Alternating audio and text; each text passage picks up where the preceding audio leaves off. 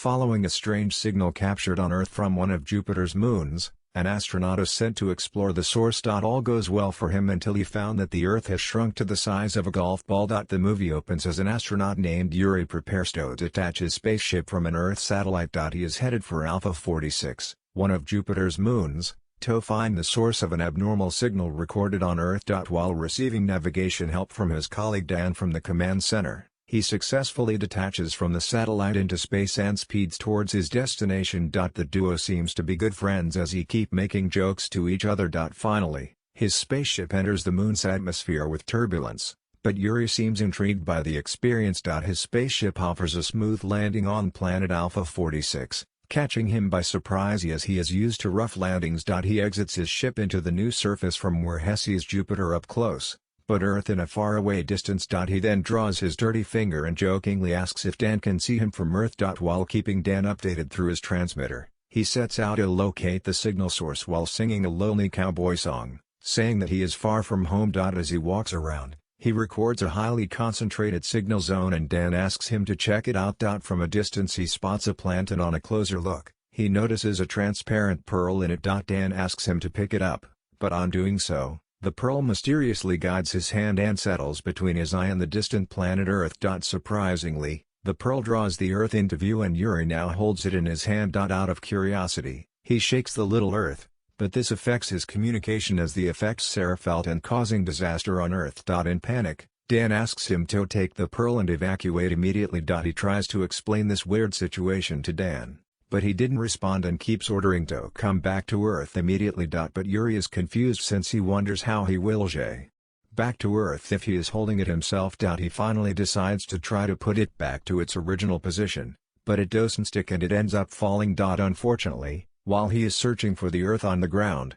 he accidentally steps on it and everything goes silent, including Dan's voice. He calls out for him, to no avail. Reality checks in and the film ends as he walks the awkwardly silent moon and his fate remains undetermined. At this point, the proverb "East or West, home is best" turns out to be meaningless. The second movie revolves around a lady who meets a seemingly nice group of strangers who share the same house. However, unbeknownst to her, the strangers are the most dangerous criminals she will ever face. Everything starts when the lady named Hiroko is celebrating her achievement of becoming a freelance journalist after having her project finally approved. Meanwhile, she is eagerly waiting for her friend Reina to join her, but sadly she receives a call from her saying she can't make it as she is held up at work. She then asks her to head home before the train stops running. Unfortunately, it is too late as Hiroko is now overly drunk and ends up falling asleep. A strange lady appears out of the blue, offers to pay Hiroko's bill alongside hers, and tries waking her up. At first,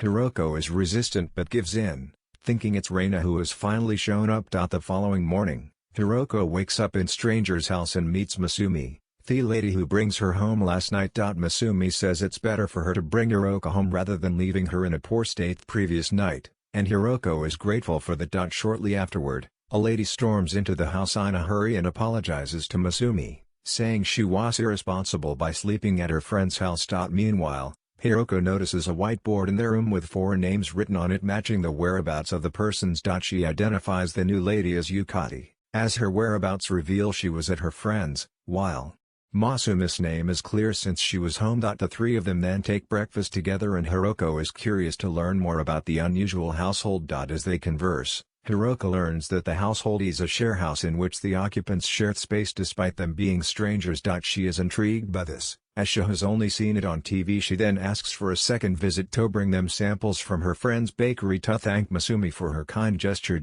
She later heads home and Reina joins her to make up for last night's plan. While bringing some cookies with her, turns out that Reina is a pastry chef. After congratulating Hiroko on her recently achieved milestone, Hiroko informs her about the wonders of the share house. She even jokes it might be God who gathered drunk for her to meet those people. She is stunned by how a group of strangers can live together under the same roof, but are still considerate with each other. She is fascinated by the idea and is curious to know what the occupants really share. As a journalist, she is optimistic that an article covering the topic would be an interesting one. Later on, she heads back to the house and is happy to find the majority of occupants present, except for Yukati. Strangely, her name on the board doesn't reveal her whereabouts, but Hakiro, another member of the shared house, clears it up, saying she has gone shopping and will be back soon. When the other man named Ryogi brings over the meatball, Hiroko is quick to air that the delicious dish would go perfectly with red wine. To her surprise, she is informed that none of occupants takes alcohol, which is seemingly strange.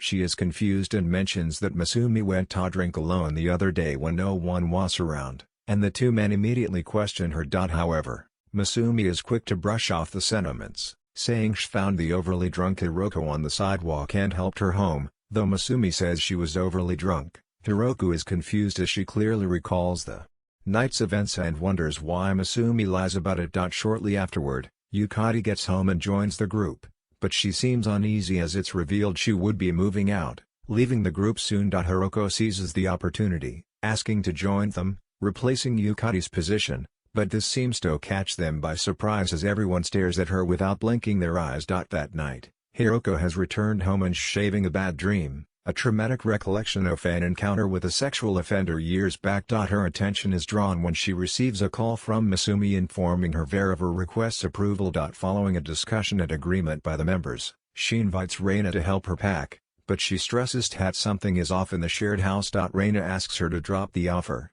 but Hiroko opts to move as she is determined to know more about the house. Reina reminds her to keep writing her book even after moving there. It turns out that Hiroko is determined to use her career and skills to raise awareness of sexual assaults, since in her opinion, Japan lags behind in dealing with such offenses. Not long after, she receives a call from Ryoji asking her to show up as soon as possible. When she gets there, she is thrilled as she notices a bottle of wine, hinting that the members do take alcohol. However, she is cut short as Ryogi yells at her as she is seemingly uneasy and doesn't talk for a while. Hiroko breaks the silence by turning on the TV as he inquires what they really share in the house. Before he can answer, a news reporter mentions Yukata linking her to a pedophilia case as she is arrested for assaulting and eliminating an infant. It's here that Ryoji opens up, saying that the occupants are all different sexual offenders living together to suppress their deviated sexuality. He planned to rehabilitate them, but after 2 years, the plan has seemingly failed. She's shocked and realizing she isn't safe anymore. Shitri's getting away,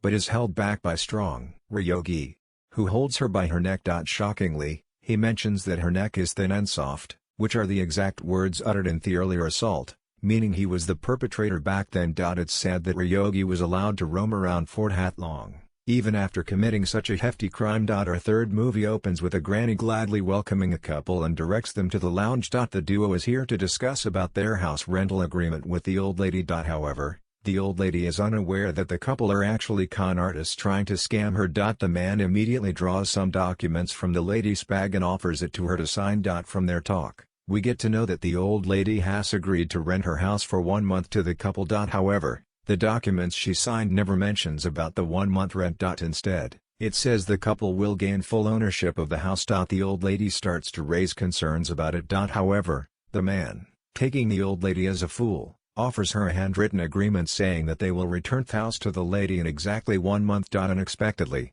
the lady accepts the agreement, believing it to be a valid proof, and signs the deal. The man then proceeds to offer her $100,000 wrapped in a bag and insists she tells no one about the deal. The lady pockets the cash without cross-checking and invites them for a cup of tea, but duo is determined to leave immediately. From their business conduct, it's clear they are scam artists who are rushing to leave before the lady realizes it's foul play. However, their attention is drawn when the lady mentions that she has another house in the village offered to her by her ex-husband. Thinking they can fool her once more, they settle for the tea while listening to the new opportunity. However, the talk is cut short as the lady recalls she was baking a pie and asks Guy to lend a helping hand in the kitchen. Little does he know that the old lady has something up her sleeve. The man follows her into the kitchen and she said that it's been 30 seconds and asks the man how he feels. Then all of a sudden, he starts to choke and collapse near the window. In a shocking turn of events, it turns out that the old lady is the actual scammer. She has planned it all along to scam the couple and take the money from them. The tea has seemingly worked its magic as the other lady collapses too. The movie ends as the granny calls the police,